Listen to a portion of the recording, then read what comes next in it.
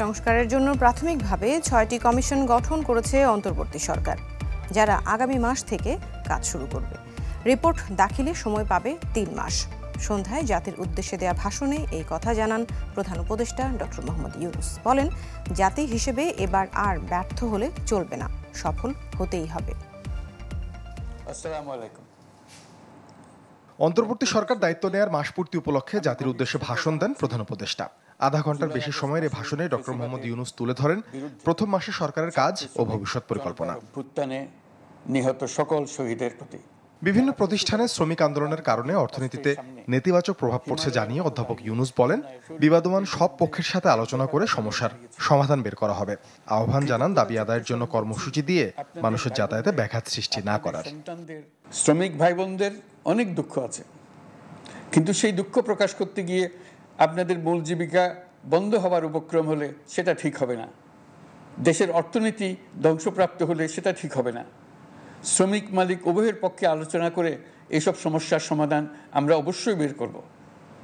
আপনারা কারখানা খোলা রাখুন, অর্থনীতির চাকা সচল রাখুন, দেশের অর্থনীতিকে সোজা হয়ে দাঁড়াতে দিন। আমরা আপনাদের সমস্যার স্থায়ী সমাধান বের করার জন্য সর্বশক্তি প্রয়োগ করব।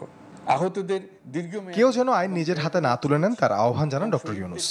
বলেন, বিশৃঙ্খল পরিবেশ সৃষ্টি করলে আনা হবে শাস্তির আওতায়। কেউ আইন নিজের হাতে তুলে নেবেন না। আইন নিজের হাতে তুলে নিয়ে কেউ সমাজে বিশৃঙ্খল পরিবেশ সৃষ্টি করলে আমরা তাকে অবশ্যই শাস্তির আওতায় নিয়ে আসব। আমরা একটি সাম্প্রদায়িক সম্প্রীতির দেশ। ধর্মীয় সম্প্রীতি বিনষ্ট হয় এমন কোনো কাজ কেউ কোনোভাবেই করবেন না। এখানে বেশিরভাগ নিজ নিজ অবস্থান থেকে সবাইকে সংস্কার প্রক্রিয়া অংশ নেওয়ার আহ্বান জানান প্রধান উপদেষ্টা। বিদ্যমান বাস্তবতাকে সংশোধনের সুযোগ হিসেবে গ্রহণের অনুরোধ তার। আপনারা আমাদের সঙ্গে থাকুন, আমরা একসঙ্গে সংস্কার করব। এটা আমাদের সবার দায়িত্ব। আপনারা নিজ নিজ জগতে সংস্কার আনুন। একটা জাতির সংস্কার শুধু সরকারের সংস্কার হলে হয় না। আমি এটাকে সুযোগ হিসেবে গ্রহণ করার জন্য সবাইকে আহ্বান জানাচ্ছি। এই সংস্কারের মাধ্যমে আমরা জাতি হিসেবে নতুনভাবে যাত্রা শুরু করতে চাই। আমাদের এই নির্বাচন ব্যবস্থা, পুলিশ প্রশাসন, বিচার বিভাগ, দুদক, জনপ্রশাসন ও সংবিধান সংস্কারে আলাদা ৬টি কমিশন করার ঘোষণা দেন অন্তর্বর্তী সরকার প্রধান। ১ অক্টোবর থেকে পরবর্তী ৩ মাসের মধ্যে এসব কমিশন কাজ শেষ করবে।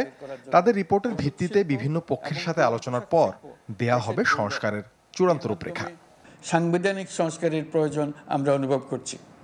এসব বিষয়ে সংস্কার করার প্রাথমিক পদক্ষেপ হিসেবে আমরা প্রাথমিকভাবে ৬টি কমিশন গঠন করার সিদ্ধান্ত নিয়েছি।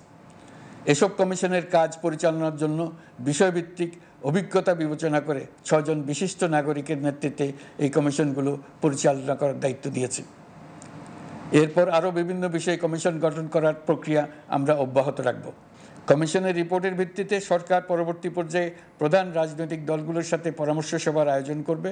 চূড়ান্ত পর্যায়ে ছাত্র সমাজ, নাগরিক সমাজ, রাজনৈতিক দলের প্রতিনিধি, সরকারের প্রতিনিধি নিয়ে ব্যাপক ভিত্তিক ৩ থেকে ৭ দিন ব্যাপী একটি পরামর্শ সভার ভিত্তিতে সংস্কার ভাবনার রূপরেখা চূড়ান্ত করা হবে।